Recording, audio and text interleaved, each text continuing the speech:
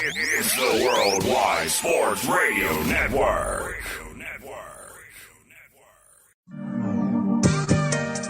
Wise guys. Wise guys. Wise guys. Wise guys. These guys know sports.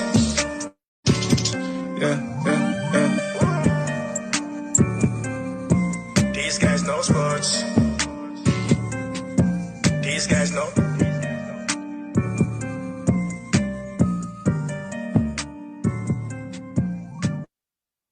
And welcome to Wise Guys. These guys know sports on this Friday, October the 9th on the Worldwide Sports Network with my co-host, Mr. Clarence Nixon. What's up, Mr. Nixon? Happy Friday.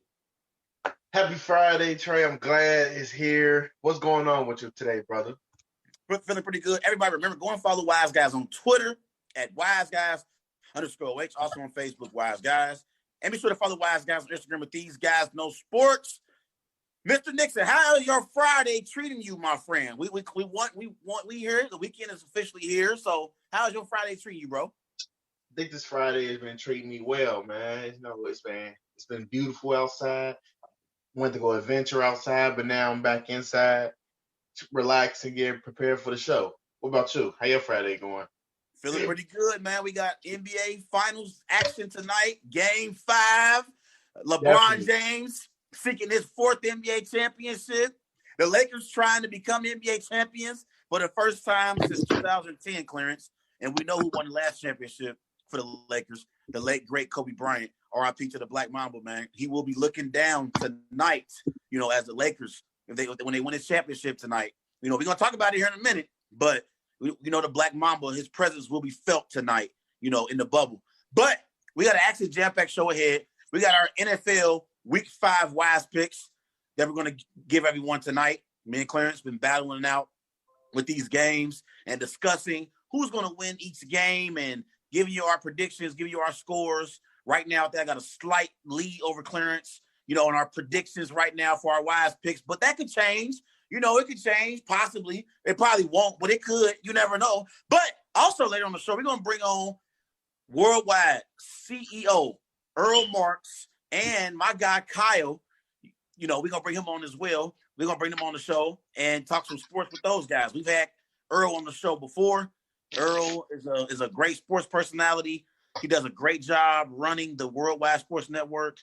Kyle also knows his sports, and he's a great expert in sports as well. We'll bring him on here in a bit, Clarence. But let's start off in the NFL, as we had a Thursday night football matchup between the Tampa Bay Buccaneers and the Chicago Bears. Nick Foles beat Tom Brady 20-19 last night in a primetime matchup. Tom Brady went 25 of 41, threw for 253 yards, 1 touchdown. Jones had 17 carries, 106 rushing yards for the Bears. Nick Foles, 30 of 42, 243 passing yards, 1 touchdown, 1 interception. So, Clarence, Nick Foles beats Tom Brady again. What was your biggest takeaway from this game? Yeah, I think let's rewind what we about to say. Nick Foles is 2-0 against Tom Brady in his whole career, including the Super Bowl win and this Thursday night win. And believe it or not, Nick Foles has performed at the highest level again. 30 for 42, 243 yards with a touchdown, interception. He performed at the highest level again. And I think the biggest takeaway from this game was that the Bears defense, they was creating pressure to stop Brady. And I think that was one of the key things to stopping Brady is creating pressure. You see, Khalil Mack, he forced some sacks, and he was more disruptive to this defense. And Tom Brady, he felt like he ain't had no weapons. I think he wasn't synced into the game. And break it down to the fourth quarter, you can tell that like he didn't know what was really going on. Like he all his passes, like to me, in my opinion, was all bad pass. They was all bad throws from the great Tom Brady, and I believe that he wasn't clutch in the moment last night.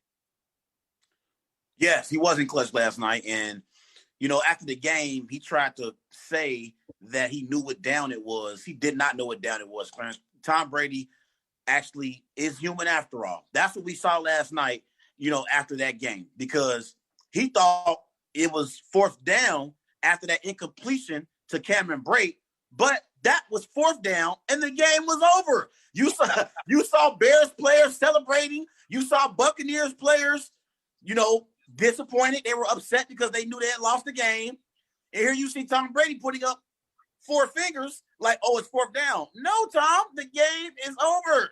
The game is over with. So Tom Brady showed us that he's human after all. And things like that don't normally happen with the New England Patriots. So that's why this is Tom Brady now being in a new culture, now playing with the Tampa Bay Buccaneers. And you have to actually play quarterback now, Tom. You don't have assistance from Josh McDaniels and Bill Belichick anymore. Now you actually have to play quarterback, something that other quarterbacks, have been accustomed to doing for many years. Now you in the Buccaneers. So, that's one of the things that I noticed. Like, he got to play quarterback now, and he that was a completely, mishap that took place in that game. And I think it cost the Buccaneers a chance to get a field goal and win the game. But Tom Brady, this is something that we normally do not see, but we saw it in this moment, and he'll redeem himself. He is the GOAT after all, but he is human. I will say that, and then I'm going to say this too, though. I think for Chuck Pagano, he's so familiar playing against Brady. I think he found the secret weapon in stopping Brady. Pressing man coverage, and making Brady actually be a quarterback. And believe it or not, the accuracy on his throws yesterday wasn't the best from Brady, and his game plan was to minimize all Chicago Bears pressure, but they couldn't get it going. And I think the Bears defense did a great job. Surprisingly, we didn't pick the Bears to win this matchup, and we should salute Nick Foles and the Chicago Bears for having a great performance last night against the Tampa Bay Buccaneers. Yeah, definitely. Because when you look at the Chicago Bears, we know the Chicago Bears defense is going to show up. We always know that. I mean, they got a defense being led by Danny Trevathan, Khalil Mack, Kyle Fuller, Eddie Jackson, Hakeem Hicks. They got players on their defense, Clarence, that make plays. When we think about the Chicago Bears, we always look at the Chicago Bears as being a team that can get stops, but offensively, they always struggle and can't never put up enough points to win football games, and that's why they lose a lot of games.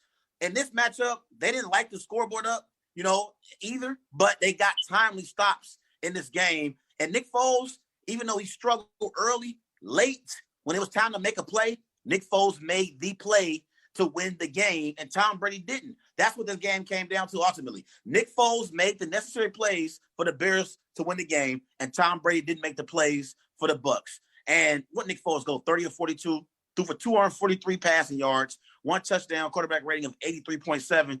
Nick Foles, he didn't play great, but he played well enough for the Chicago Bears to, pull out a win and just squeak by the Tampa Bay Buccaneers, just barely by the skin of their teeth, by 1 point. So he did just enough. But I also believe for the Chicago Bears, in order for them to have success moving forward and have a chance to beat my Packers in division, because it's not going to happen, but for them to have a chance of it happening, they need to give David Montgomery more touches. He is a local native here out of Cincinnati, Clarence. David Montgomery, we all know who he is. Last night, he only had 10 carries for 29 yards. They need to do a better job of getting the ball in David Montgomery's hands. He is a playmaker, and he can make plays for the Chicago Bears offense. I recommend that Matt Nagy and Nick Foles do a better job of involving David Montgomery in the game plan. Yeah, he also tallied 7 catches for 30 yards too. So that was very impressive. He definitely is the workhorse that he's built for this situation. Well, let me ask you this though. 10 carries ain't enough. Yeah, 10 carries is definitely not enough though.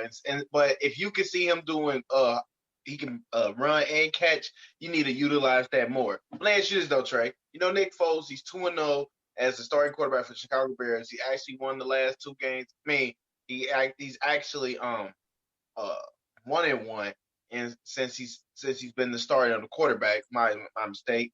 How impressive have you been with with his performance so far?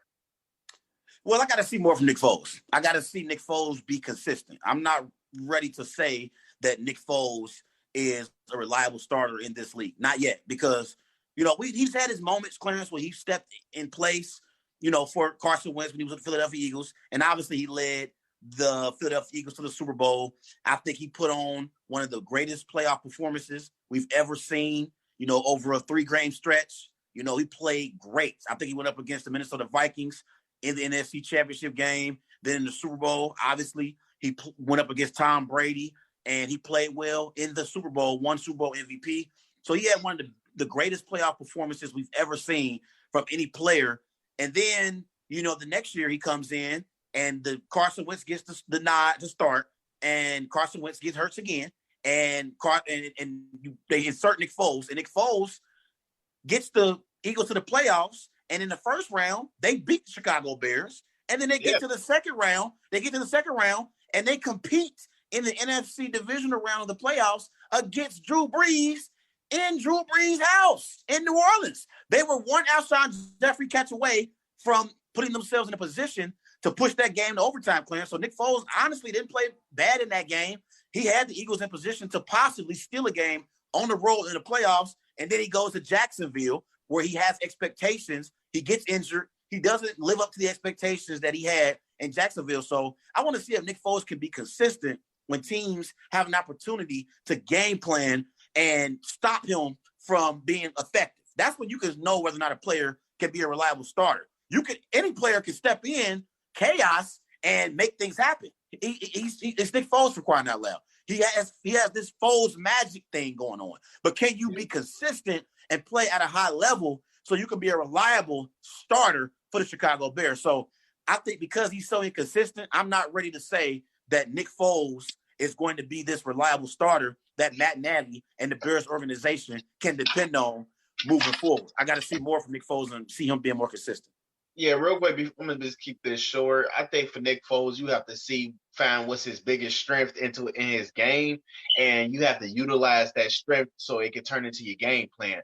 So, he has a strong arm, and he likes throwing the football. So now you have to get the playmakers around and set up design plays for him to get his throwing and passing yards up and going.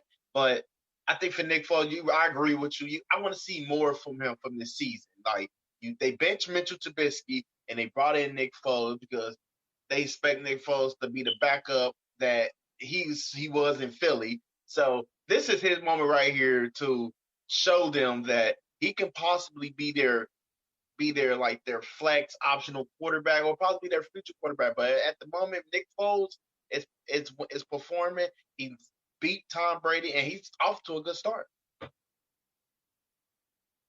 He's definitely off to a good start, but I have to see more from him because last week, going up against the Indianapolis Colts, they have the number 1 ranked defense in the NFL, Clarence.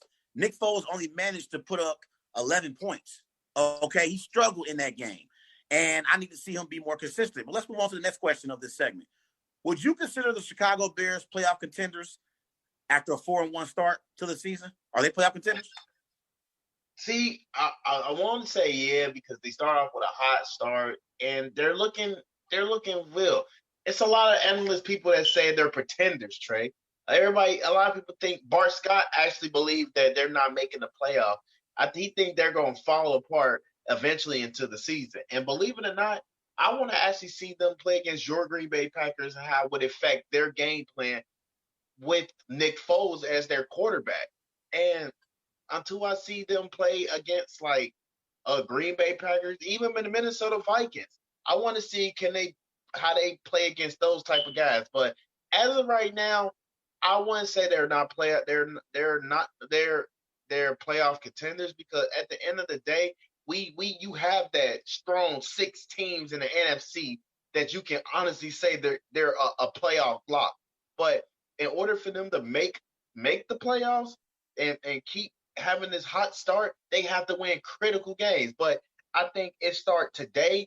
I mean, last night when they beat the Tampa Bay Buccaneers, a top team in the NFC that we expect to go to make the playoffs. So if they keep winning them critical games and beat your Green Bay Packers, they have a legitimate shot. Well, that's the one. That's not going to happen. That's when they don't have no chance to win the NFC North. Let me just put that out there right now, okay? Aaron Rodgers owns this division. Aaron Rodgers has owned this division since he's been the quarterback of the Green Bay Packers, and that's not going to change now, okay? Let me let you know right now, and all you Bear fans out there, don't get your hopes up because it ain't happening. Y'all not winning the NFC North. You might have a chance at an NFC wildcard spot, but you're not winning the NFC North. It's just not going to happen because Aaron Rodgers and the Packers offense is playing at an all-time high level and put up historic numbers right now. Right now, the Packers offense is putting up historic numbers, and Matt LaFleur is the best coach in this division right now. So they're not going to win division clearance. But we can talk about the NFC wildcard, race and whether or not they can possibly win a wildcard spot. Some of these teams they'll be competing against in the NFC wildcard race. The Rams. The Rams right now 3-1, the Seahawks 4-0. So the Seahawks possibly are going to win the NFC West. So the Rams could be a team that the Bears will have to compete against, to try to win a wild card spot. I think I would favor the Rams right now over the Bears. The Arizona Cardinals right now, they're 2-2. I think they'll continue to fight for an NFC wild card spot as well. Arizona or Chicago, I probably pick Arizona. I'll choose Arizona over Chicago. Arizona is due for a breakout game because the last two games they've been struggling, Trey. They've been struggling with teams that we expect them to beat, man. And they have. The thing about that Cardinals team is I don't like that defense. That defense is suspect, and you can't expect Kyler Murray to lean on defensive problems. But that team is very suspect. And then so those are some of the teams in the NFC West will be competing with the Rams, the Cardinals, the 49ers. I just got a notification to my phone earlier that Jimmy G will be back in the lineup for the San Francisco 49ers this week. So he's returning back from his injury.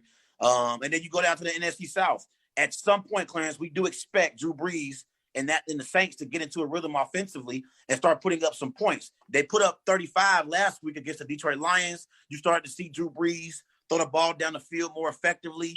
And we're going to see Michael Thomas come back at some point. So we expect the Saints to compete for an NFC wildcard spot and possibly even compete for the NFC South crown along with the Tampa Bay Buccaneers. I know Tampa lost last night to the Chicago Bears, but I still think Tampa is the better team. But last night, the Bears got them, in all fairness to them. And listen, don't even get me started with the NFC East, okay? Don't even get me started with that worst division in the NFL. I don't want to even talk about the Eagles and the Cowboys. They don't even deserve us to recognize them on the show, Clarence. That's how bad the NFC East is right now, okay? So I'm not even going to go there about them. So I think the Bears, in all likelihood, they won't make the playoffs.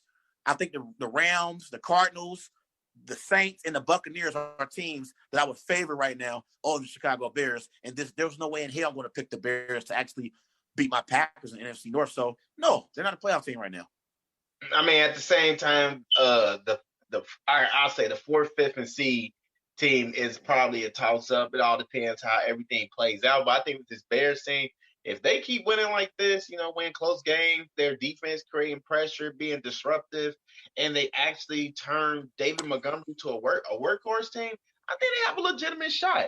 I honestly believe it. I think they're a great defensive team, and you have a repellent quarterback in Nick Foles that can make plays, can't make all the plays, but he can make certain plays that can be crucial moments. You've seen it in that Falcons game. He threw it to Anthony Miller. It was a crucial throw, and he completed the pass. Even with Jimmy Graham, that's likely the game-winning touchdown because Tampa Bay didn't score. So I think this Bears team, they're up for the challenge, but they have to win critical games, and they have to win at least one game against your Green Bay Packers, Trey.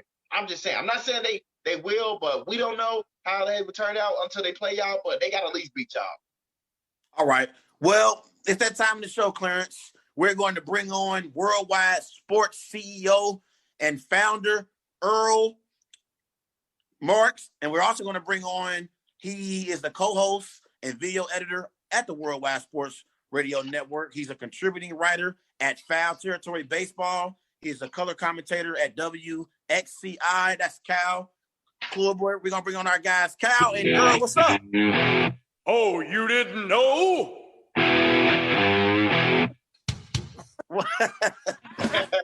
Fellas, what's up, fellas?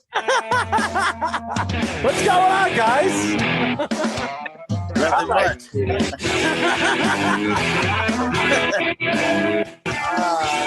Speedy is not one of those top of the line producers, but he's. I told him to play this. I told him to drop this. What's going on, guys? Nice. Nothing much, man. I nominated for top producer of the year, man. So he Top definitely producer. Usually when you get in and when you get introduced, the music would just slowly variate to nothing. I mean, he's still playing it. Oh, you was comedy. Yeah, he is, man. All right, fellas, let's get right to it. We have Game 5 of the NBA Finals tonight. We got the Lakers leading the series right now, 3-1. They're looking to close out the Miami Heat tonight. LeBron is looking for his 4th NBA championship. Anthony Davis looking to win his 1st championship. And Lakers looking to win their 1st championship in 10 years since the late, great Kobe Bryant brought them one in 2010 against the Celtics. So, question for Earl and Kyle. Any keys to this potential closeout game tonight for the Lakers? We're going to let you guys have it first. And then The floor is yours, boss man. Go ahead. The floor is you guys. So I think the biggest thing is obviously going to be bench depth for the Lakers because that's been their inconsistency throughout the entire postseason. They have streaky shooters. We knew they had streaky shooters between KCP and J.R. Smith and Danny Green and guys like that. They're all the same thing. They're all streaky shooters. So if the Heat figure out a way to game plan against LeBron or against Anthony Davis, where one of them does not have the game they're supposed to, if one of those other guys could take over and make plays, that's going to make a big difference, whether it's Kuzma, whether it's KCP or anyone like that. But again, they're going to need a lot of it because Miami's bench depth is good too. I think it's LeBron James. And LeBron James, if he takes over this game and he gives you 28, 9 and 11 or 9 and 13, I don't think the Lakers are going to lose this game. Miami has played very, very well throughout the playoffs. They're a very good young team. You're watching some young players like Hero. You're seeing guys like Butler take over for a team that really nobody thought should have been here. Milwaukee, a lot of people predicted was going to be in the same spot as Miami. Yeah. But all in all, I think if LeBron James has the game that a lot of people believe he will have in game number 6. I think that the Lakers are going to win tonight, and that's all she wrote. When you look at the Mamba and them wearing the Mamba jersey, that makes it even more important for them to finish out the game and finish. I think it's Game 5 tonight. So yeah, Game 5. Yeah, Game 5. I'm sorry, I said Game 6. So if LeBron James comes out strong and LeBron James takes over the game, like a lot of people believe he does, and he will, and he to me is the greatest. I mean, as far as statistics are concerned, the greatest NBA player of all time when it comes to playoff statistics. He's not better than Michael Jordan, so I'm not saying that he is. Michael Jordan's the greatest of all time. He's never even going to sniff Michael Jordan. But statistics will show you that LeBron James in game number 5s in finishing up a series, LeBron James usually scores 30, 10, and 12 or something like that. So if you see LeBron James do that, this series is over. Yes, and let me get to this real quick before I let Clarence come in here. This series is over, and I expect LeBron James to be in full attack mode from open to tip. I just told Clarence on the show a couple days ago, fellas, that LeBron James is ready to go home. They've been in the bubble for the last 3 months. They are ready to go home. They are ready to get this series over with quick, fast, and in a hurry. LeBron James is ready to get home to Bronny, Bryce, his young daughter, Zeri. He is tired of being in the NBA bubble. I don't see LeBron James and the Lakers taking anything off tonight or slacking in any bit because they want to get this series over with. They know the Miami Heat are a team. If you give them life, they'll take advantage of it. So they want to end this series quick, fast, and in a hurry. And I also believe LeBron James knows if he puts on a great performance tonight, it's a great chance he's going to win NBA Finals MVP. So he'll win his NBA, his 4th NBA Finals MVP, on his resume. So I think those are things that we got to, remember and take into consideration. But, these guys on the Lakers, they got wives at home. Okay. Frank Vogel's ready to get home. These guys, okay, like Dwight Howard, these people got families. Okay. People tired of playing the bubble. So I think that's also something that you got to keep in mind. I think the Lakers going to end this tonight. Yeah. I think the keys in this matchup is Anthony Davis need to step up to make sure he can be the co-star for LeBron James so it won't turn to no situation like LeBron is doing everything in his game. I think if once Anthony Davis step up and have a big game it would make their transition more easier. And for Miami Heat, I think them guys, they gotta have heart. They have to want to win tonight. Like Udonis has them, he gotta pull them to the side and have that speech with them again, or it's over tonight though. But I definitely see LA Lakers like closing it out. Like they undefeated in a Mamba uniform. It's like inedible like to them to win this finals, and LeBron James is on his 4th NBA title, like fair and square. And I feel like because they're wearing the Mamba jerseys, it kind of feels like it's meant to be, fellas. Let's just call it what it is. It's meant to be. I mean, we've this so far this year, we've had a pandemic. We had the tragic, death of the late great Kobe Bryant and his daughter Gianna Bryant and all those others that was lost in that, horrific helicopter crash. I just get the feeling that it's meant to be, and it's going to end tonight in 5 games. They're wearing these jerseys tonight. Make no mistake about it. Kobe's presence will be felt tonight in the bubble in Game 5. I think the Lakers take care of business tonight. I think they win by double digits in this game, by at least 10 to 12 points. The Miami Heat are going to fight, though. Okay, this is not going to be no game where the Miami Heat going to roll over. Miami will show up, and they will fight hard in this game. But I just think LeBron James and Anthony Davis are going to come out in attack mode, and I think Miami is going to be trying to get back into the game throughout the entire game. And in the 4th quarter, the Lakers will pull away, and ultimately win this game by at least 10 to 12 points. That's my prediction. They're the better team. And that's what we've seen throughout the playoffs. Besides the Clippers, a lot of people thought nobody would challenge the Lakers going throughout the playoffs. And if you look at Milwaukee and even the Celtics, whoever was in the Eastern Conference Finals or going to the NBA championship, they would have had to contend with either the Lakers or the Clippers. And really, the Clippers weren't even the second best team. The Nuggets were, and they were very impressive throughout the playoffs, coming back from the 3-1 deficit in both series, and then tried to come back in the Lakers series. The Lakers are just that good, and LeBron James adding Anthony Davis and some of the players that they have. Rondo has the opportunity to win another title with the Lakers after doing it with the Celtics. He would be one of only 2 players in NBA history to win a championship with the Lakers and the Celtics. So, I mean, when you look at Rondo, yeah, it is. And Rondo, I wouldn't say he's a Hall of Famer, but what he has done in his career through thick and thin and all the different things and trial tribulations that he's been through with his big mouth and the fights that he's drawn, not only on the court, but off the court. Rondo has had a very successful career, borderline Hall of Famer, and he's one of those guys that you have to give a lot of credit to, especially in the Western Conference Finals, the way he played against the Nuggets. So yeah. I think LeBron James winning his 4th title, it's interesting. Even if he won 6 or 7 titles, to me, everybody's going to look at this title being that title that, you kind of shake your head to because of the COVID-19. You're not playing in front of fans. You practically went through the playoffs pretty damn easy. And this series has been pretty damn easy for the Lakers as well. So I think people are going to look at this particular year, even though LeBron wins his 4th title, into like that junior championship, not that world championship. Yeah, before Kyle and Clarence chime back in, I want to say this about Rajon Rondo. Me and Clarence talked about Rajon Rondo on Wednesday's show, and I talked about the impact that Rondo has had. I can't say enough about the job that he's done.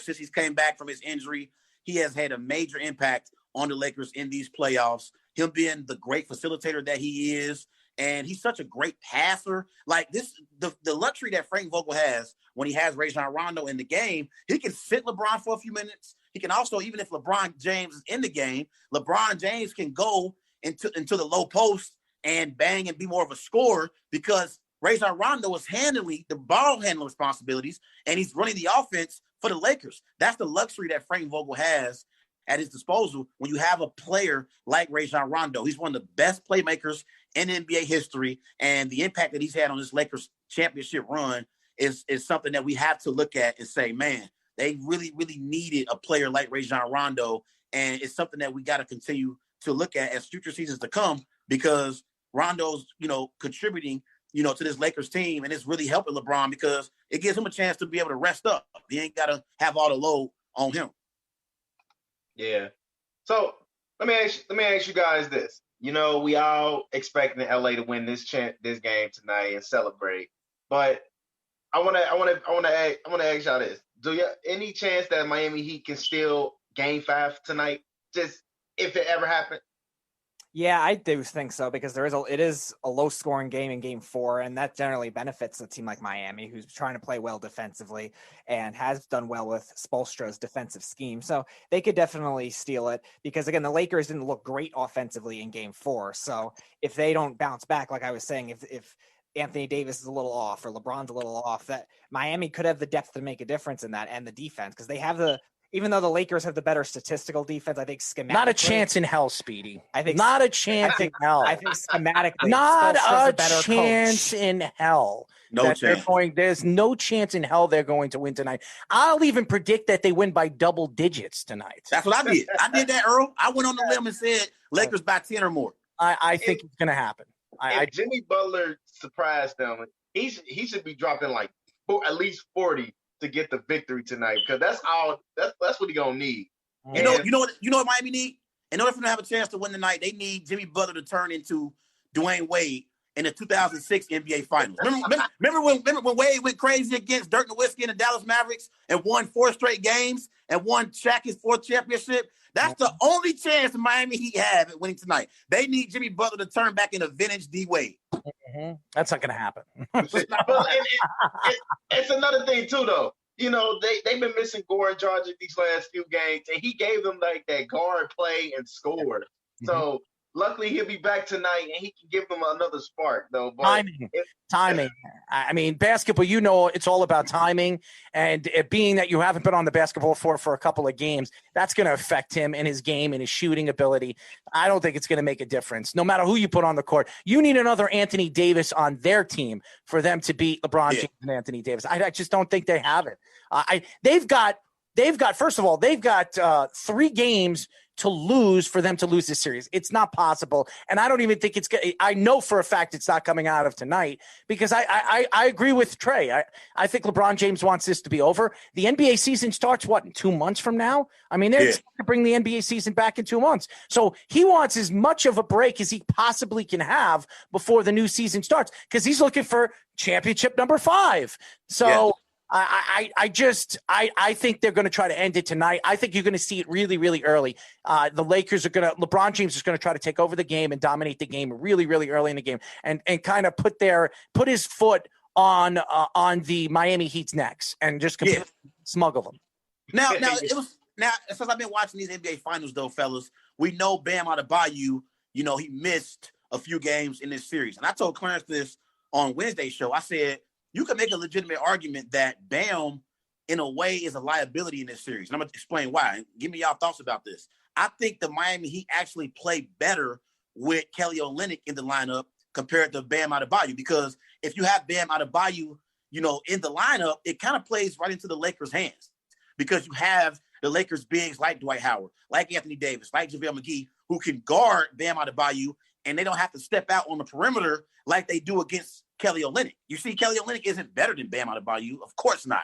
But I believe in this series, in order for the Miami Heat to have any chance at stealing a game, you need a player like Kelly Olynyk to hit perimeter shots and kind of negate Dwight Howard and Anthony Davis rim protection, that they bring to the table. So what y'all think about that, part of the series and that? To an extent, I can see where you're coming from, but you still need consistency in other areas. You can't just have it focused on just the 3-point game. The 3-point game is not the only thing that would have beaten the Lakers in this series. And Adebayo was a big part in many different ways, more than just the inside game in other series against the Celtics, against Milwaukee. He did a lot of different things. So it's not just that. Whereas Olynyk, you kind of know what he is. He's a decent rebounder. He's on occasion 3-point shooter, but he's not much beyond that. And also, again, what is basketball mainly about? It's about matchups, right? It's about matchups, right? Okay. Kelly Olynyk opens up the court. He gives you an opportunity that he can spread out the offense at the perimeter and shoot threes. That's what Kelly Olynyk. Bam Adebayo is a guy that gets into the paint and dominates the paint with rebounds, scoring in the paint. He's not a shooter. That's what Kelly Olynyk does. He opens up the court for you. Then it takes the double teams off of Jimmy Butler, and it gives other guys an option to shoot at the perimeter. That's what it does, Speedy. Whatever you're saying right now makes absolutely no sense. He's also a. I don't know what the hell you're also a talking good about. passer for the big man. Yeah, he opens up the offense. You need offense to beat the Lakers, not defense. If Jimmy Butler's handling the ball the whole time, is he going to be able to shoot as much? What are you talking about? Jimmy Butler always overhandles the ball. That's what he does. Gordon Johnson has been out though, Earl. Gordon Johnson has been out. That's fine. And even if you even look at Goran Dragic when he was in the game, you saw Jimmy Butler come up with the ball plenty of times. It wasn't just Goran Dragic doing it. It was also Jimmy Butler. He brings the ball up. He can ball handle at the perimeter. What Bam Adebayo did in this series would have hurt them in the series if he played the extensive amount of time because of injury or whatever the heck is going on with him. I think Kelly Olynyk gives them an option of shooting a big man that can shoot. And that's what you need in the NBA. You talk about Karl Anthony Towns. You talk about Joel Embiid. You talk about all these guys. If you have a big man that can shoot, it spreads out the court. It opens up lanes for guys like the Jimmy Butlers or like the Goran Dragic or something like that. It's all about opening lanes. It's all. And we've said this, Speedy, you should know this, Mr. Statistic wannabe. You all know that everything depends on matchups. And the matchups really open up when Kelly Olynyk plays because who is going to defend him besides Anthony Davis at the perimeter? If you take Anthony Davis out of the perimeter, then you have to depend on Dwight Howard and LeBron James to block out the post. That hurts them. That hurts them. Earl, but only thing about Kelly Olynyk, he's a liability defensively. Of course he is. They would light him up on the defensive end. That's the only thing. But I want to say something else too, fellas, about something. And Clarence, I didn't get a chance to say this to you yet. I thought about this last night, when I was thinking about the NBA Finals. I actually picked, fellas, the Boston Celtics to reach the NBA Finals. They were my prediction.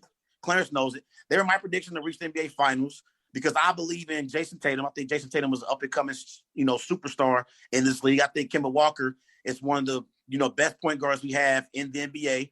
I also believe that Jaylen Brown, is ascending in the right direction. And Gordon Hayward is a proven, person that can get his own shot and create for others. So I had the Boston Celtics making the NBA Finals. And obviously they came up short against the Miami Heat. I thought they actually played pretty well in that series. They just couldn't hit shots.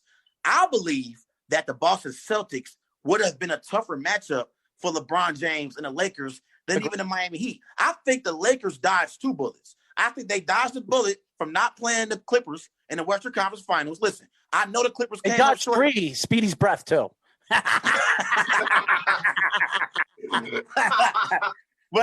yeah, I think the Clippers would have been a tough matchup for LeBron James and Anthony Davis and the Lakers because the Clippers have so much depth.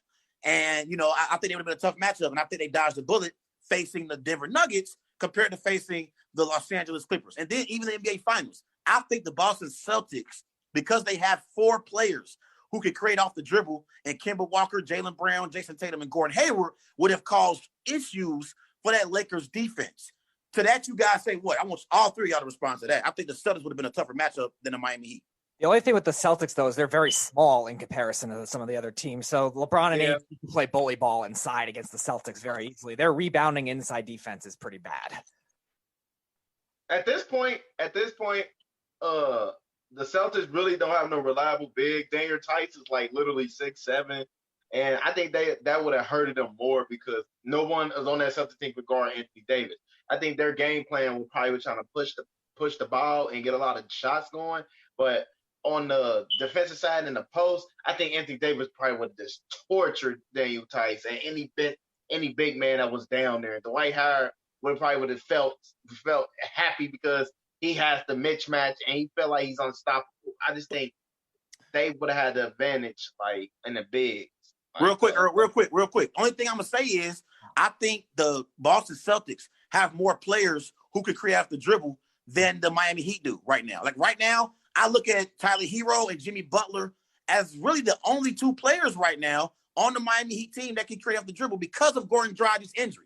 If Dragic didn't get injured, we may be having a different conversation. I think the Boston Celtics have more players who can create off the dribble, and Mhm. create their own shots and opportunities for others. I do, and they have better shooters. And with the Lakers, you have to go tat for tat with the LA Lakers. You see offensively and what they could do, not only on the perimeter, they can get into the paint and dominate in the paint with LeBron James and Anthony Davis. They have players that can do that. They can dominate on the outside because they got guys like Tatum, Brown, Kemba Walker, all these shooters. There's so many good shooters on the Celtics. It would have made the Lakers defend the perimeter, which is something that they have not really done in this series, because as good as the Miami Heat have been in this playoff and throughout the playoffs, the problem that Miami has against the bigger teams is getting in the paint and dominating in the paint. They don't do that. And that they depend on Jimmy Butler to do everything on the perimeter. And Jimmy Butler, as good as he is, he's a great player. Jimmy Butler isn't a top 5 player in the league where you can depend to put everything on Jimmy Butler to win a game. Right. That's why there's 5 of those guys in the NBA, and the Lakers really have 2 of them. So that's the difference. It's just talent. That's what wins championships. If the Bucks was in the finals, it probably would have been a different story, man. I can't believe the Heat knocked the Bucks off, man. I'm still stop bringing up the Bucks. The Bucks weren't better than the Celtics or the Heat. Stop bringing the Bucks up, okay? Stop bringing them up. They had one of the best players on the Bucks team. That's it. They had no help. They got one player. They got one player, and guess what? That player, he's limited offensively. Okay, he has limitations. Guess what, Clarence? Me, you, Earl, and Speedy can go out there and shoot better than Giannis. Come on, man. Like, stop bringing up Giannis, man. He's home. Listen, fellas, by the way, since we're talking about this, me and Clarence talked about on the show on Wednesday. We discussed, like, okay, I believe that LeBron James is currently the best player in the NBA right now. Do you guys agree with that? Yes. Okay. So we talked about, okay, who do you believe is the second best player in the NBA right now? That's easy.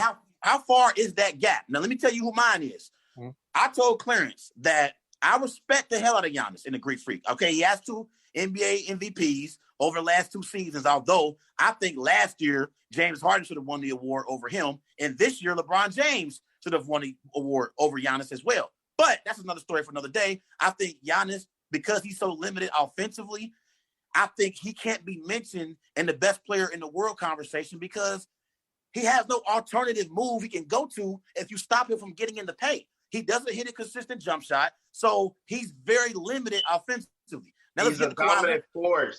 Hold on now, dominant. But how you're not dominant when it matters the most?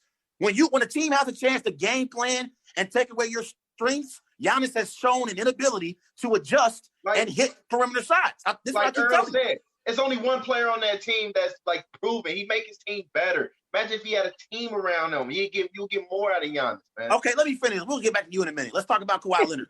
Okay, as great as Kawhi is, my issue with Kawhi Leonard, fellas, is Kawhi Leonard just got good offensively in 2015. Like, I think Kawhi Leonard, he is a great player. He's the best two-way player we have in the NBA. But I also believe Kevin Durant is a better scorer than Kawhi Leonard still. And Kevin Durant. Well, we don't know that yet. Okay, right. But I'm saying from what we last time we saw Kevin Durant, even before he tore his Achilles, fellas, he was shooting jump shots in Game 5 of the NBA Finals last year. I think Kevin Durant has been doing it over a longer stretch than Kawhi has. I can't wait. Kevin Durant. I can't wait to see that mess in Brooklyn. I can't wait to see that mess. Hold that thought, Earl, because we're gonna get back to that. And Kevin Durant has an NBA MVP on his resume. And since Kevin Durant has entered the NBA, he's been the number one option on every team he's been on. Mm-hmm.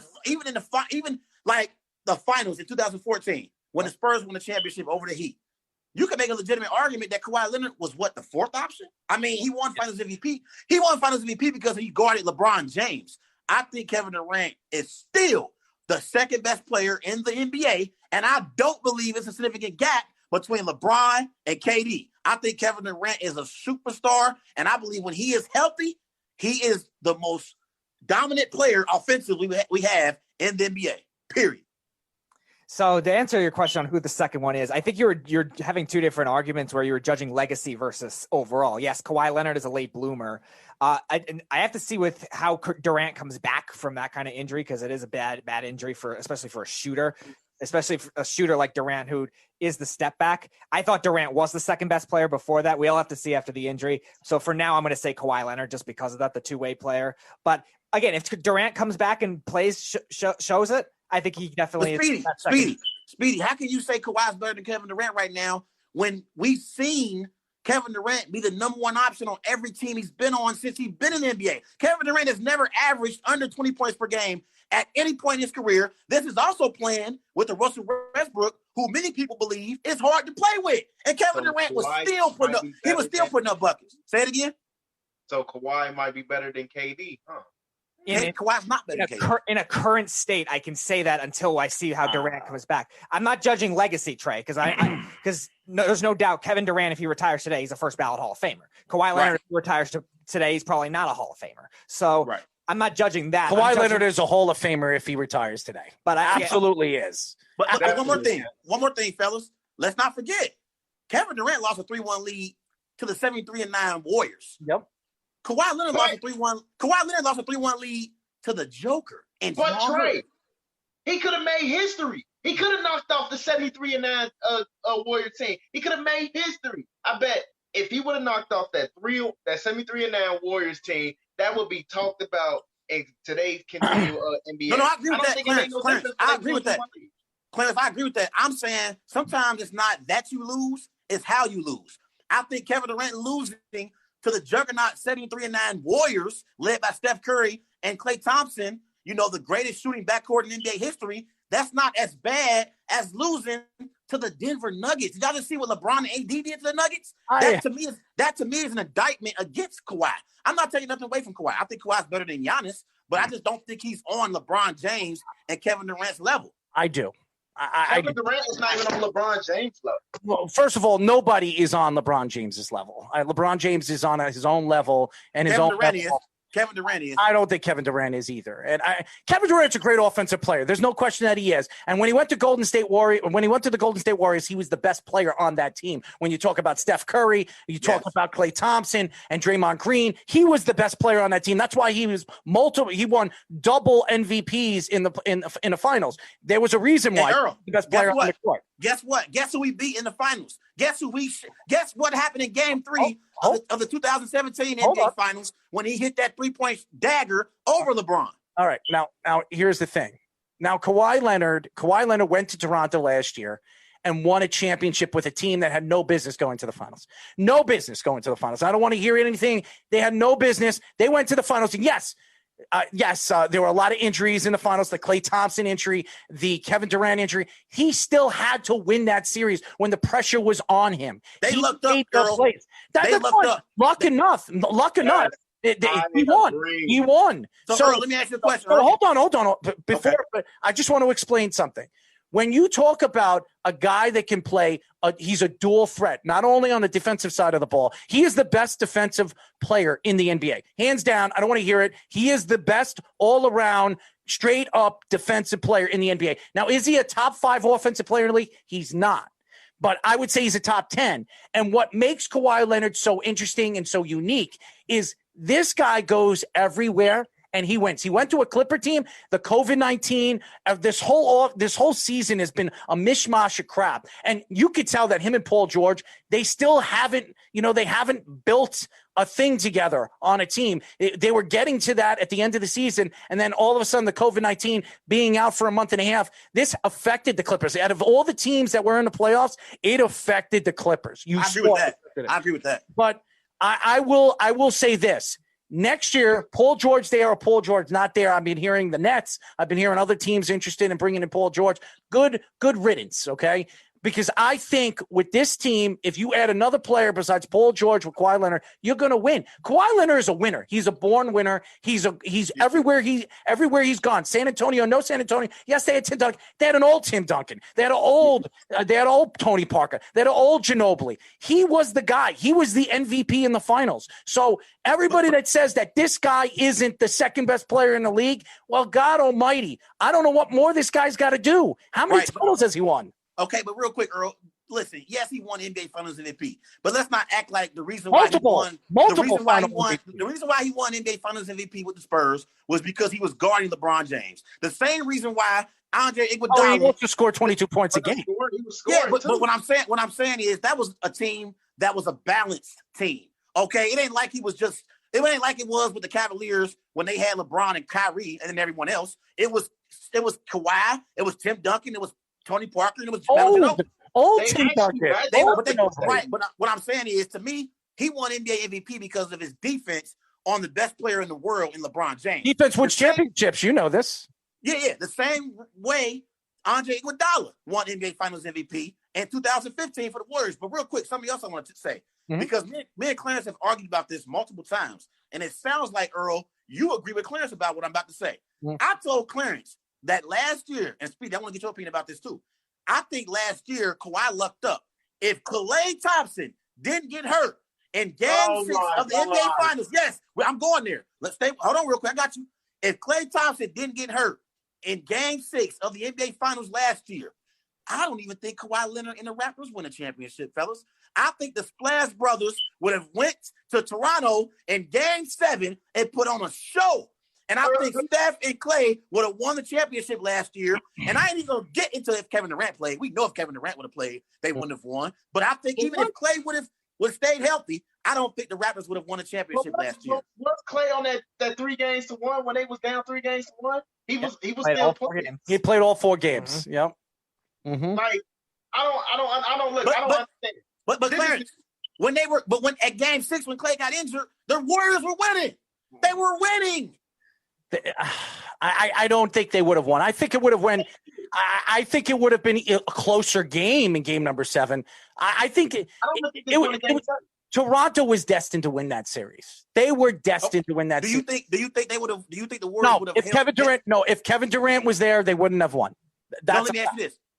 No, I'm asking about the Raptors. Do you think the Raptors would have won if Klay Thompson didn't get hurt in Game 6? Yes. In Game 6, you think in Game 6 would it win 7 games or no?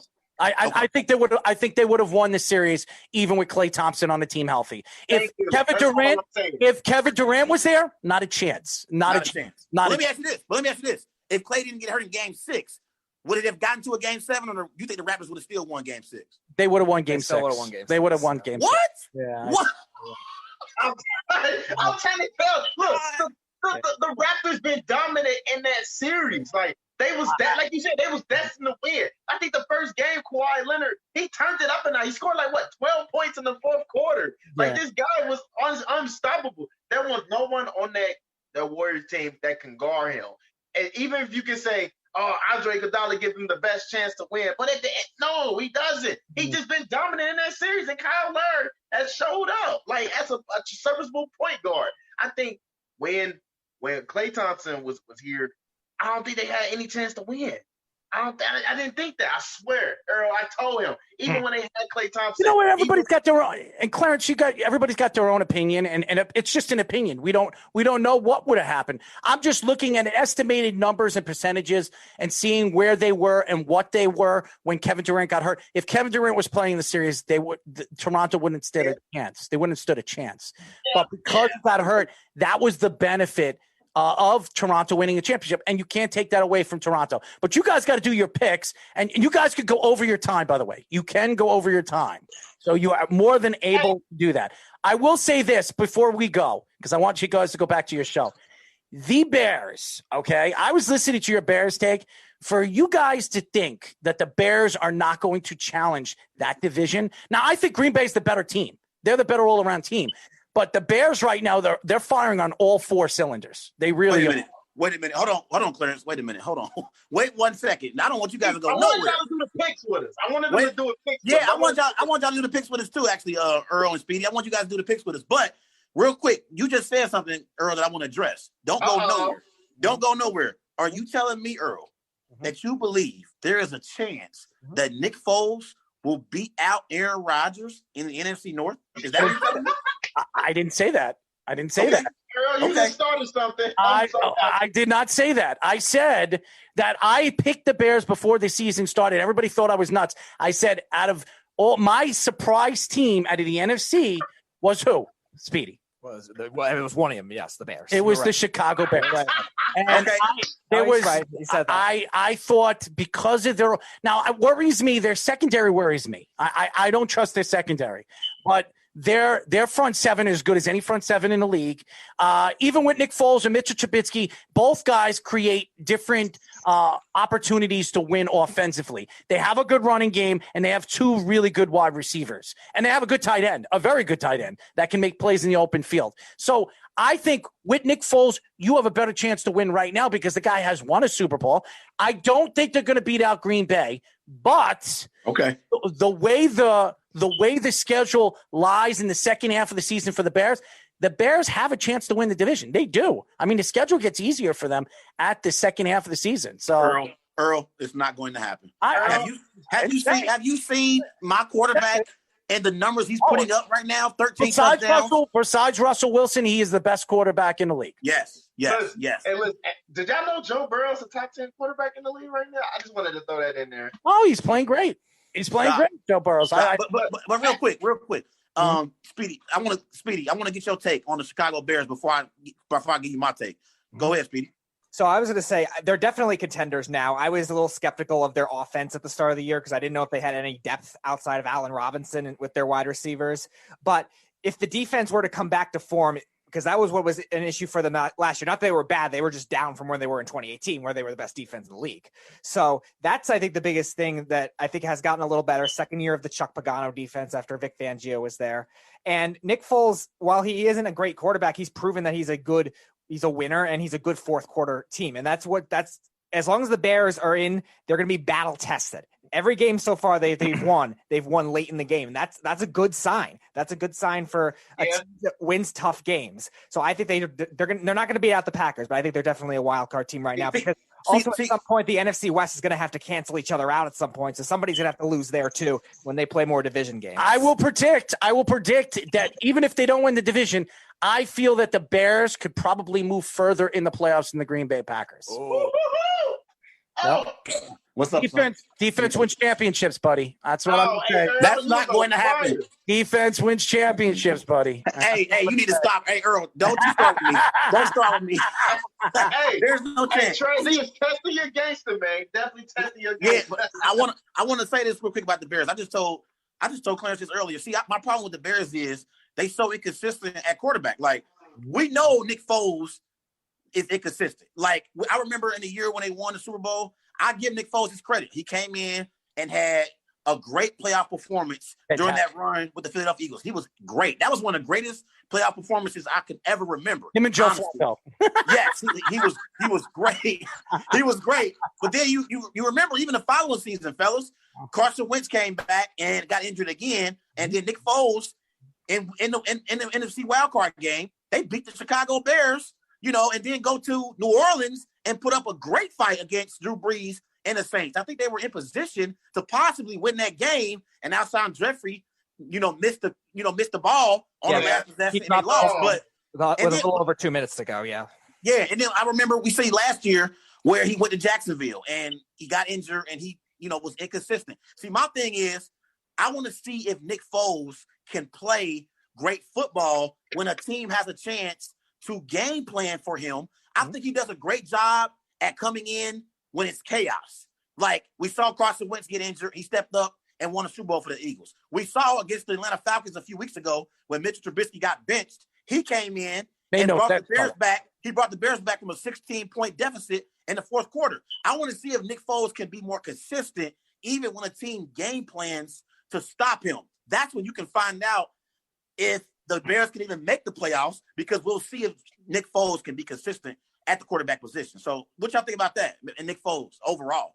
Well, he's like that anyway, and we knew he was going to be like that. But I think what I said earlier, the team being good late in the games is really helping them, and that's going to help them win close games. That's always been something that sways teams away a lot of the time. They can have all the talent in the world, and if they don't win close games, and then the Bears are the opposite. They have talent in certain areas, but Matt Nagy And Nick Foles or whoever is the quarterback and those guys down the stretch, the defense down the stretch, they win tough games, and that's what matters to them. And that's what I look at when I'm trying to compare and contrast what the Green Bay Packers are. The Green Bay Packers are so explosive, even defensively in their front seven. They've played very well in the regular season. Last year in the playoffs, they kind of died down.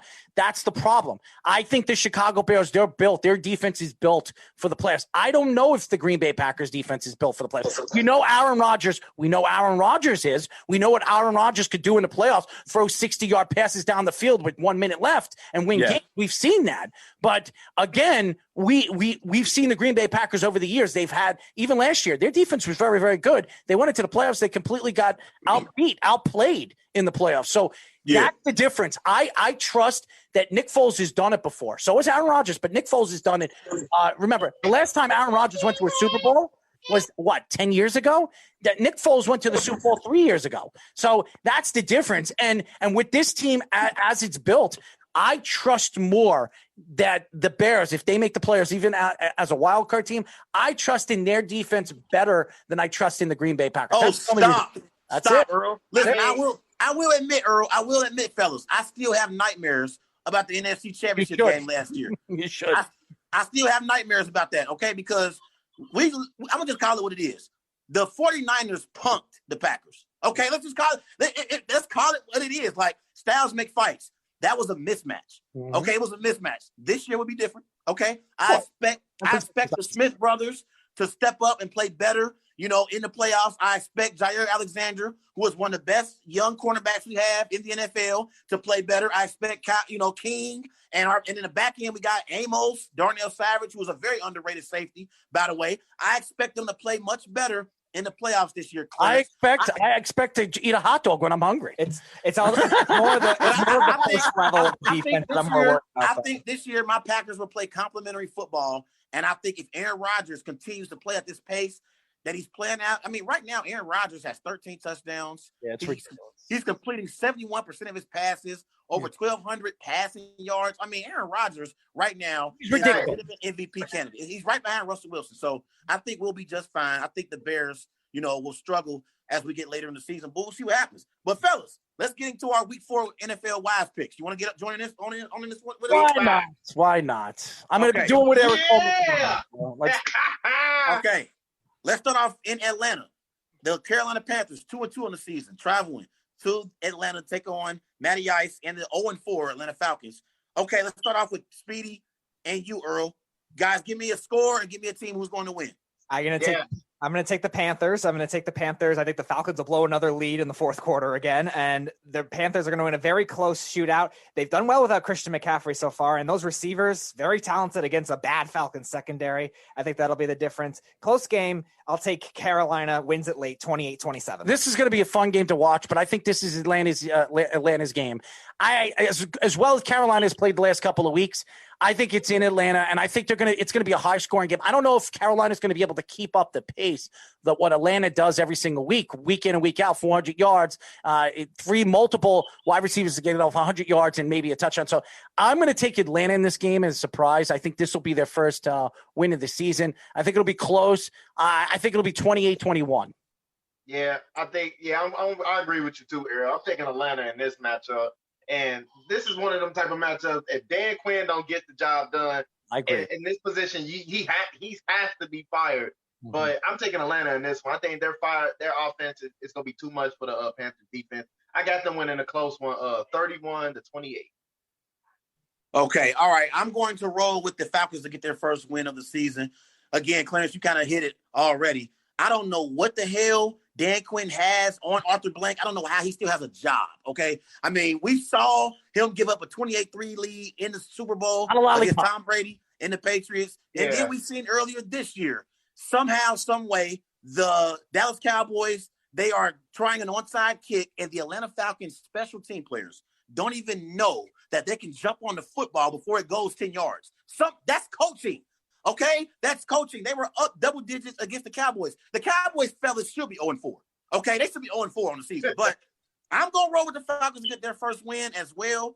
I got the Falcons beating the Carolina Panthers. I'm going to roll with the high-scoring affair. I got 34 for the Falcons, 27 for the Panthers. All right, I like that. All right, gentlemen, we got the Oakland Raiders going against the Kansas City Chiefs. Now, you know Derek Carr, he's looking for that first victory against the Kansas City Chiefs. I suppose he's 0-4. So, Speedy, who you got winning that one? I got the Chiefs. I think it'll be a little closer than He people- always, by the way, boys, he always picks the favorites. No, I so don't. he always does.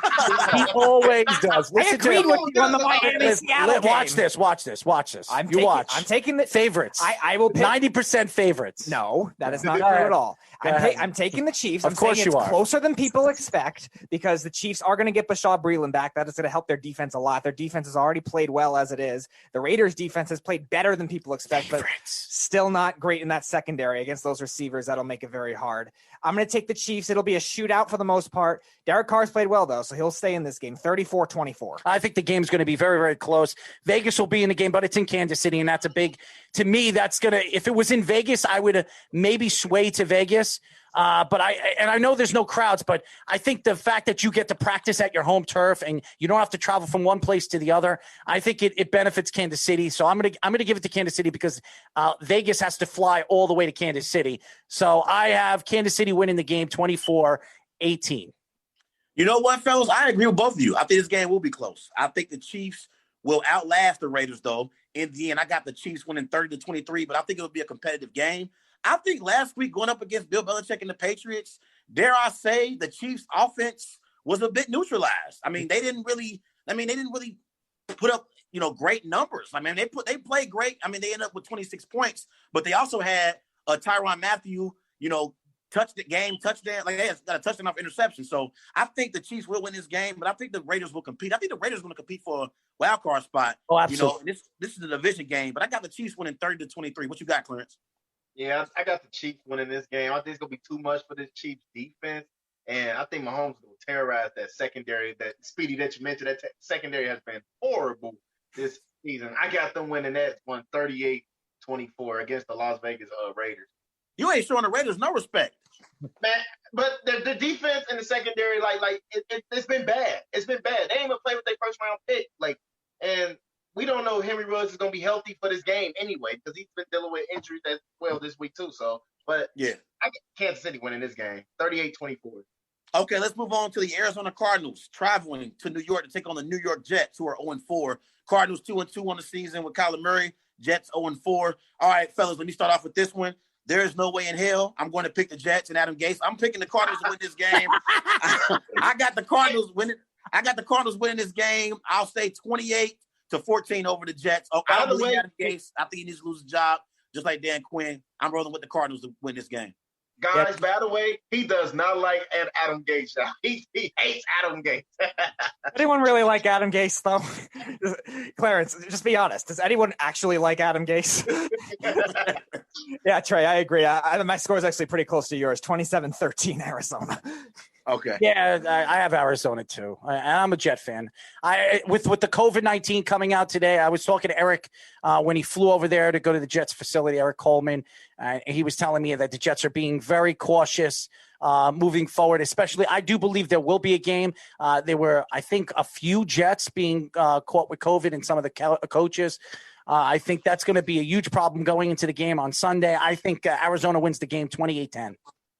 Yeah, I'm all on Arizona on this one. I think Kyler Murray and DeAndre Hopkins, there's going to be too much for them.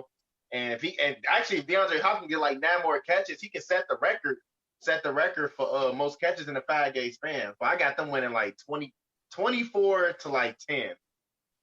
All right, fellas, let's move on. Let's talk about the Philadelphia Eagles at 1-2-1 on the season and the Pittsburgh Steelers 3-0. Who you got?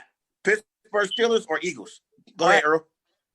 Go ahead, Speedy. All right, you want me to not pick a favorite? No, I want to hear. I want you to be honest because I want people to hear it. Go ahead. No, I'm being honest. I'm picking an upset. I'm taking the Philadelphia Eagles. I think.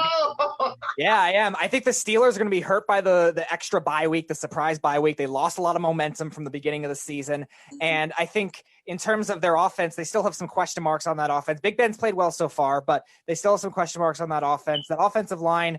against that Eagles pass rush will be a very interesting matchup. But again, the Eagles defense did show a lot against the Niners. And granted, they're banged up, but they did show a lot against the Niners. And I think you'll see a lot of that same game plan. They'll let Juju have theirs, just like they let Kittle have theirs last week. And I think they'll just stop everyone else. And I think that's what you're going to see the Eagles do. They'll settle for field goals a lot, but I'll take the Eagles to win this game 26-20. This is going to be a fun game. The Battle of Philly in Pittsburgh. I want to pick Philadelphia, and Philadelphia is my second favorite team in the league. I like Carson Wentz, but there's something tells me that they're just going to implode. I think Pittsburgh's going to win this week. I think it's going to be close. I could see a 16-14 game or something like that. I just think that Philadelphia, I just don't trust Philly to do the right thing in the game when the game is on the line. So I'm going to take Pittsburgh in this game, 16-14, somewhere around there. As much as I like the Steelers, I got the Steelers winning this one, and I think their defense is going to be too much for Carson Wentz. Their offensive line is banged up. Carson Wentz got a league high 7 interceptions, and I think if the Steelers can create pressure against Carson Wentz, it's going to be a bad, ugly game. I got them winning this one like 24-14. Steelers. I'm actually with Speedy on this one. This is my upset pick of the week. I'm rolling with the Philadelphia Eagles to win in Sunday's matchup because when I look at the Steelers so far, fellas, I see the Steelers in week 1. They beat the Giants. I mean, the Giants are awful, okay? I mean, they are terrible. And they lost Saquon Barkley for the season. It's not getting much better for them. Then they beat the Texans, and then they beat the Broncos. I'm not very impressed so far with the Steelers' wins at 3-0. They took care of business. They are 3-0, but they're not beating any quality teams right now. I'm going to pick the Eagles with the upset and Carson Wentz to get it done in Pittsburgh. I got Carson Wentz, 24. Ben Roethlisberger, 17. All right. So, yeah, fellas, we got the Los Angeles Rams going against the Washington football team. And Speedy, who you got winning that one? This is my bigger upset. I'm taking Washington in this one. Jared Goff. What? Yeah, Jared Goff. Oh, wow. Hold on. Jared Goff's biggest weakness throughout his career has been interior pressure. Good luck with that offensive line, that defensive line in the middle, especially with Allen and Payne. The Rams' offensive line's been better, but that's a tough matchup. It's a tough trip as well for a West Coast team going to the East Coast. And Washington's defense has been pretty good this year. They've been a lot better and well coached with Ron Rivera. They don't stand a chance. And the Rams offense did not look good last week against the Giants, who, like you said, Trey, they're awful this year. The Rams offense did not look good. And they're getting Cam Akers back, which helps, but they still haven't had a consistent running attack. And that interior rush for the Washington football team, that's going to be very tough on a quarterback. Now I know you're on drugs. You just too many favorites. And now I take the upset, and you're going to complain about that. I think you're just trying to pull it out of your ass. No, I'm not. I legitimately think Washington wins this game. Are you wearing tighty whities today? No, I'm not. Are you sure? 24-20, Washington.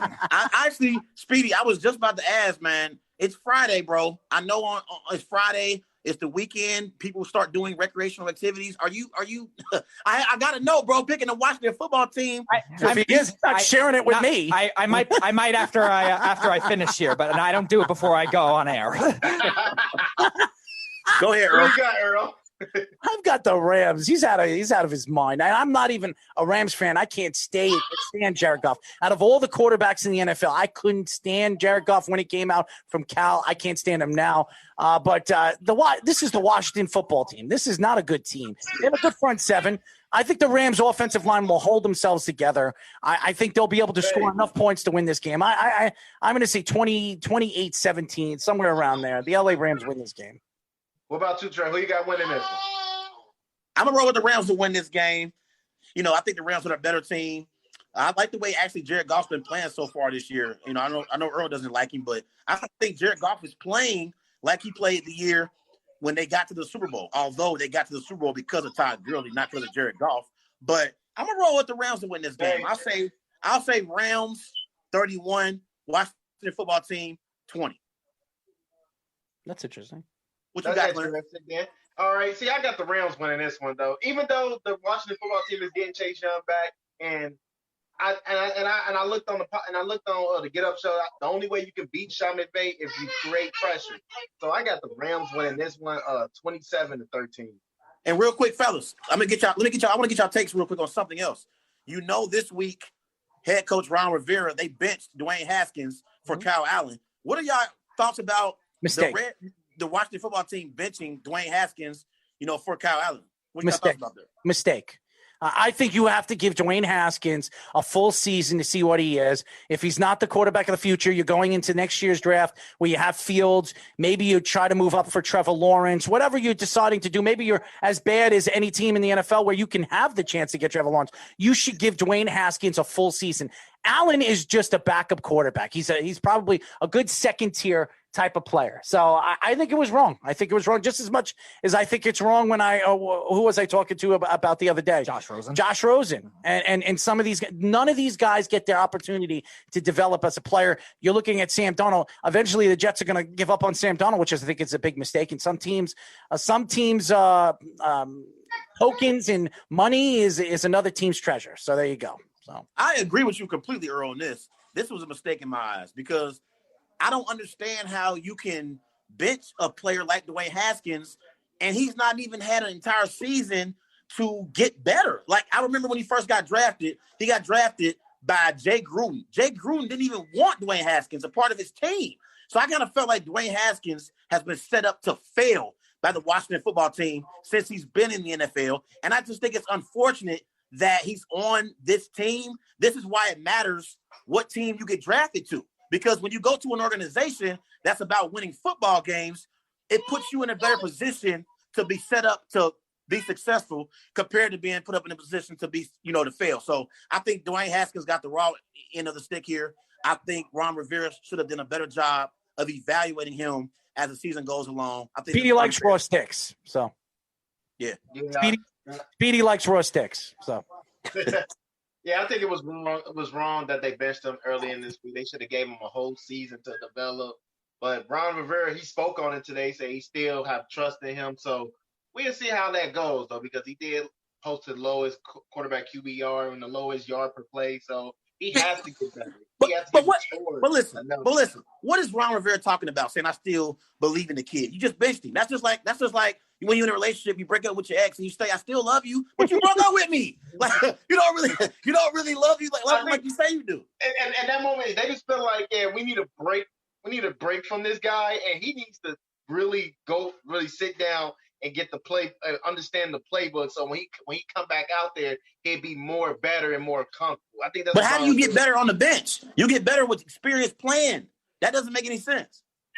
Well, he didn't give him the best chance to win, so it's obviously got benched. They not winning anyway. What do you mean he getting the best chance to win? The Washington football team is that division is terrible, and they're still alive to make the NFC East win the NFC East. So they're relatively alive. You guys want to chime in, or you want to move on? I think we're all in agreement here. I think Haskins. All right, let's move on real quick. Now we got the game of the week, the Cincinnati Bengals going up against. Don't you say game of the week? Don't you say no game of the week? Hey, this is the game of the week. This is Joe Burrow versus Lamar Jackson. Regardless of the 1-2-1 record, the Cincinnati Bengals get Geno Atkins back Sunday. That's big news. I'm so excited for that. So Speedy, who you got winning this matchup?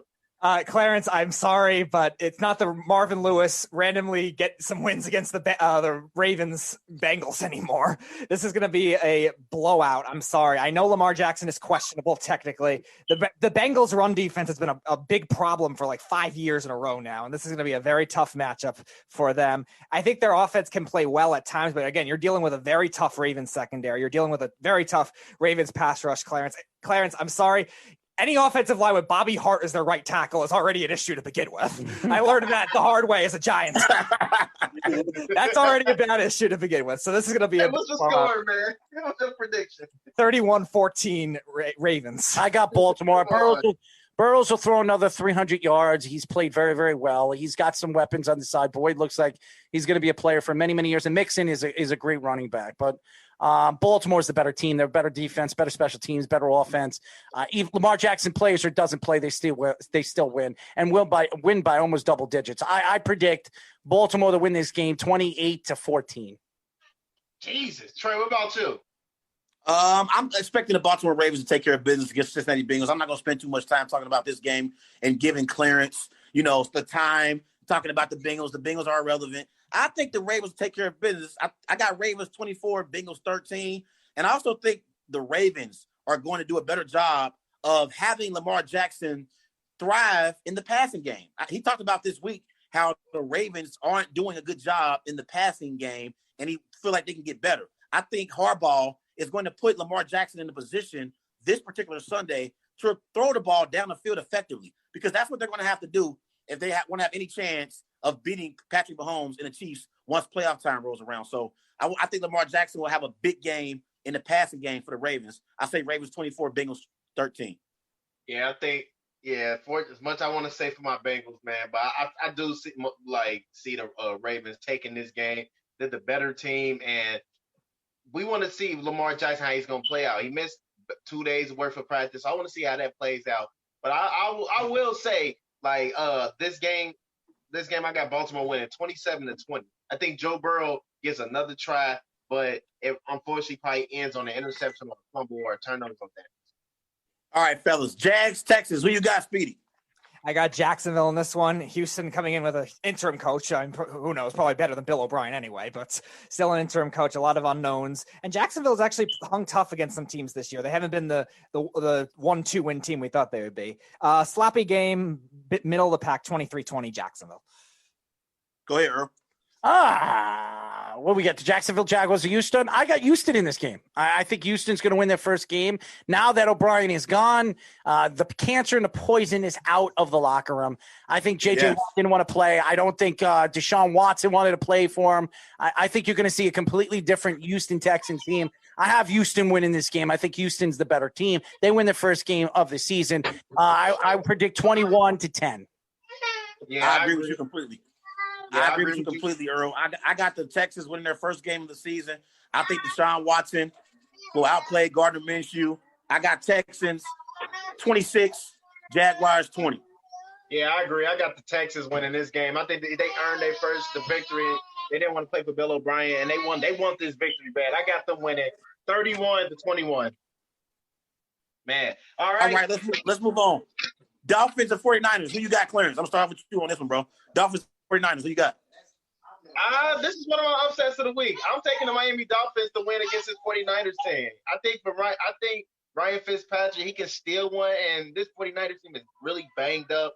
And I honestly want to see Tua play. I'm ready for him to play to see what he's made of. But I think this Dolphins team, they can steal one on the road. I think it's going to be a close game. I think they can win 14-10. I think it will be a close game. I'm still going to take the Niners, though. The difference is the Eagles had the offensive line to be able to hold that. The Dolphins don't. The Dolphins really don't have that. And but Ryan Fitzpatrick, he can make plays though, Speedy. He can, and I think he will make some plays because the Niners secondary is not great right now, especially with Richard Sherman hurt now. It's really not good at all. So I think he'll definitely make plays. I just don't know if they have much beyond that. Myles Gaskin, Jordan Howard, whoever's the running ball has been tough to trust so far. And from the Niners' offensive standpoint, they're dealing with a defense that has been good at times. You got the Niners. Get to the point but here. I still think it's going to be very tough, especially with the way Kittle played last week. 27-20, 49ers. I've got the Niners. I think the Niners are the better team. I like what Miami has to show. Brian Flores is a great coach. You can see what he's doing with the development of some of these young players. San Francisco wins the game 27-21. I roll with the Niners, too, in this game. I think it'll be close, and I think the Dolphins will compete. Like you said, Earl, I like the job that Brian Flores is doing, and I think he's one of those coaches, one of those few coaches from the Belichick tree that can have some success as a head coach. I got the Niners winning this game. Jimmy Garoppolo is going to return to the lineup for the Niners. I got the Niners in a low-scoring affair, though. I think it's going to be 13-10. Yeah. So, fellas, I'm just joking about that game of the week, the Bengals and the Ravens. I think this one right here is really the game of the week, the Indianapolis Colts and the Cleveland Browns. So, I want to start with you, though, Trey. You know, this is an interesting matchup. This is the number one ranked defense and against the number one rushing team in the Cleveland Browns. Who you got winning this matchup? You know what? I'm more surprised out here, fellas. I'm rolling with the Cleveland Browns to beat the Indianapolis Colts on Sunday.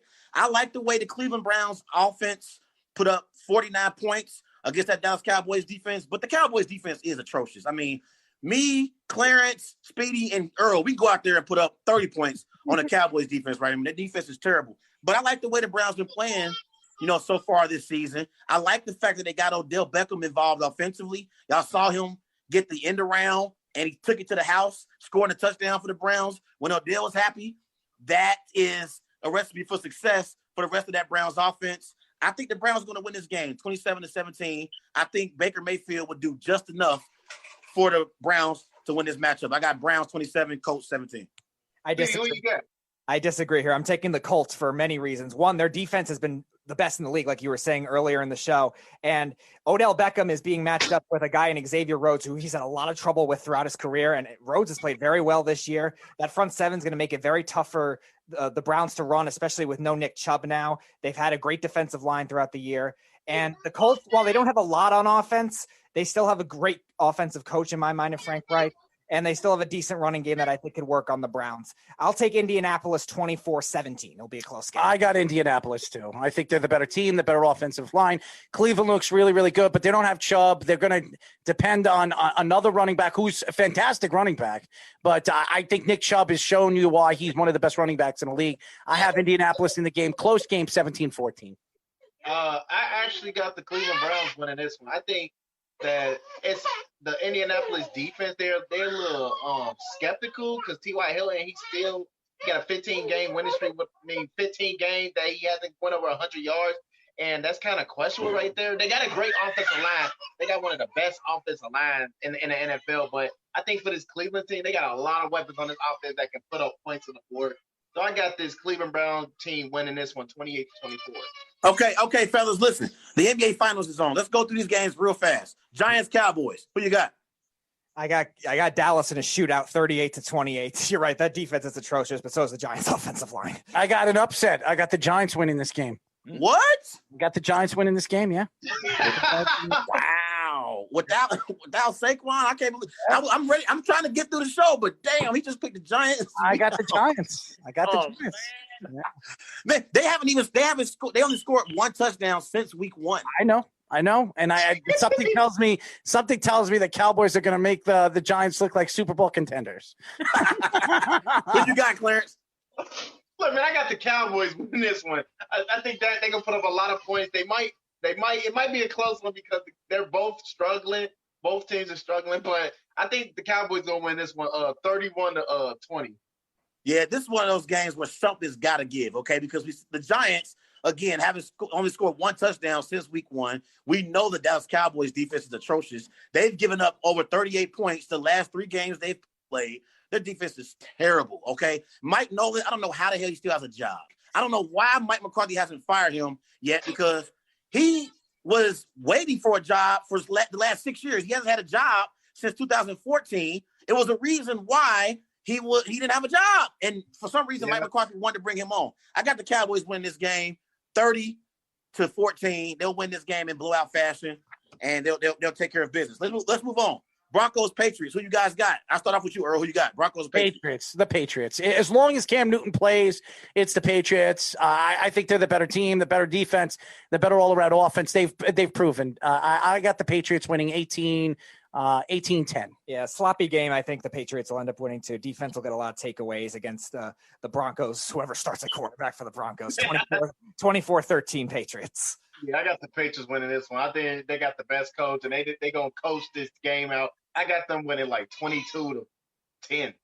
We all on the same pick here. I got the Patriots win this game as well. I think the Patriots win this game 20-10 over the Broncos. I think if Cam Newton returns back to the lineup, that'll be a boost for the Patriots offense. I like that Patriots defense, fellas. They've been playing some great football this year, and they held Patrick Mahomes for the most part in check, in that week 4 matchup. I got the Patriots 20, Broncos 10. Let's move on to the Chargers Saints. This is a Monday night matchup. Who you guys got? I'm going to start off with you, Speedy. I got the Saints. The Chargers are definitely a nice story. They definitely played better than a lot of people have expected. Justin Herbert has probably been either him or CeeDee Lamb has probably been rookie of the year so far when you're looking at quarterbacks. But the Saints, I think, just have too much. Then they have a sense of urgency. I think Drew Brees bounces back and plays better than he has in recent weeks. I think the Chargers will keep it close for a while, and the Saints will pull away in the 4th because the Chargers, that's what they do. They crumble. 34-24 New Orleans. I got the Saints too, even though I don't trust Drew Brees anymore. I don't think Drew Brees is the same quarterback he once was. This is his last year, but I think they're the better team. The LA Chargers have been a very good story. Justin Herbert, who I thought was going to be the best quarterback in the class, I still think he's going to be the best quarterback in the class. I really like the Saints in this game. Saints win 30-17. You know what, fellas? I was actually impressed last week with the Chargers. They were up at one point 24-7 over Tom Brady and the Bucks. And then you remember in week 2, they played Patrick Mahomes and the reigning Super Bowl champions hard in week 2. I mean, that was a game where the Chiefs had to win in walk-off fashion. I like the Chargers defense. They got a great secondary, one of the best secondaries we have in the NFL. But ultimately, I'm going to roll with Drew Brees and Sean Payton, in New Orleans to win this game in the Dome. I got Saints winning this game 31-20 over the Chargers. I think it will be competitive, though. I don't think the Saints are going to blow out the Chargers. Yeah, I got the Saints winning this one. This is going to be too easy. Alvin Kamara might burst out. And this is going to be too much for the young rookie and Justin Herbert. I got them winning 38-28. Okay, let's start off and go to the Bills and Titans. Bills, Titans. Who you got, Earl? That's a good matchup. I've got the Titans in this game. They're at home. I think they have a great running team. And by the way, the Yankees are in trouble. One out, man on first and second, and they're not playing very good. So I have a bad feeling about this. But anyways, I got Tennessee winning this game. I think it'll be a close game. Buffalo will keep it in the game until the fourth quarter. But all in all, I think Tennessee's the better all-around team. I got Tennessee winning, I would say 21-14. I'll take Buffalo in this one. I think the Titans are going to lose a couple. They lost a couple players already who are under COVID-19 protocols. Like the Steelers, I think the bye week definitely hurts a lot of momentum. And their defense really wasn't playing that great before that. Their secondaries had a lot of trouble with the losses of Logan Ryan and some of the other defensive pieces they had. So I'm going to take Buffalo in this game. It will be close for a little while, and I think Buffalo pulls away later, 27-17. See, I'm still rolling with Buffalo too, though. I think this Stephon Diggs, I think he's on the COVID list. But I think Josh Allen, he's been amazing this season, and he know how to throw the ball in deep coverage and man coverage. He's excelled. But I got Buffalo winning this one, 27-20. Fellas, I must admit, this is one of the matchups in Week 5 I'm most excited about to watch. Like, I'm most excited to watch this game. I think this is a matchup between two teams who are trying to prove themselves to be in that Kansas City and Baltimore conversation. These are two teams that's like a tier below. I think Buffalo and Tennessee are both a tier below Kansas City and Baltimore. This is going to be a great game to watch. But I'm going to roll with the Titans to win this game. I think Derrick Henry will impose his will on that Bills defense. I think the Titans will outlast the Bills in this matchup. It will be a close game, though. I got the Titans beating the Bills 24-21 on a late field goal. Got one more game. We got the Sunday Night Football. We got the Minnesota Best Vikings. game of the week. Best game of the week. Best game of the week. We got the Minnesota Vikings and the Seattle Seahawks. Trey, who you got winning that one, Trey? You know I'm not going to bet against Russell Wilson right now, the way he's playing. Russell Wilson has 16 touchdowns, just 2 interceptions on the season. He's playing at an MVP level right now. He is literally carrying the Seattle Seahawks right now to their 4-0 record. I don't expect anything to change going up against the Minnesota Vikings defense that has struggled this year. We saw Aaron Rodgers light him up in week 1. I expect Russell Wilson to do the same. I got the Seattle Seahawks beating the Minnesota Vikings 35-17. And Speedy, I disagree with you completely. I'd rather watch the Titans and the Bills than the Vikings and the Seahawks because the Vikings. I picked Clarence this said that was game of the week, not me. I said this is the game of the week. Yeah, I'm going to take the Really? Seahawks. Yeah, I like this game. I'm going to take the Seahawks as well. The Vikings have had a lot of trouble in the past against this type of defense. Now, granted, this defense has also been horrible this year for Seattle, but it also has been terrible for the Vikings. You could kind of see that coming with all they lost in the offseason, especially in that secondary. I think the Vikings will keep it close for a while. I think Kirk Cousins, despite his notion that he doesn't play well in primetime, I think he will play well in this game. And Adam Thielen, I think, will as well, but I think the Seahawks will pull away in the fourth quarter. I'm going to take Seattle, very high scoring game, 41-28. I got Minnesota in this game. I think Minnesota. Really? I do. I think Minnesota. I still think Minnesota could fight for a playoff spot. I like their defense. The defense has not played well this year. I still think this is a very good defense, a very talented defense. They just haven't showed up game in and game out. I think they're going to give Seattle their first loss this week. I like Minnesota in this game, 17-14. Smart man. I'm actually rolling with Minnesota as well too, Trey. Speedy. What? I think the Seattle defense has been the worst against the pass. And if Kirk Cousins can get it going in the passing game, they can really beat the Seattle team. And believe it or not, Kirk Cousins when he's playing on Sunday Night Football, he's amazing. Yeah, so I expect him to be amazing and on Sunday Night Football. Passer rating 117, that's ranked first among passing yards per game, complete percentage. So I expect him to ball out. I actually got him winning 34-31. Wait, Clarence and Earl. Before we finish up, you guys actually believe Kirk Cousins is going to beat Russell Wilson in primetime? I have Minnesota's defense beating Russell Wilson. I think they're going to be able to get to Russell Wilson this week. I do. Defense is not that good, but you can take advantage of the Seattle Seahawks defense because they're not good against the pass. If Kirk Cousins gets the play action going and Dalvin Cook out and Adam Thielen and Justin Jefferson's a beast. So if he gets them in man coverage, I really think they can steal this one in Seattle. There is no way in hell I'm picking Kirk Cousins over Russell Wilson. No way. No way. No way. There is no way I'm letting that happen. But fellas, we appreciate you guys coming on tonight. Yes. Happy to be here, man. Happy. Yes, sir. We got to do it again. And Absolutely. You guys are awesome. Yes, sir. It's time to watch the NBA.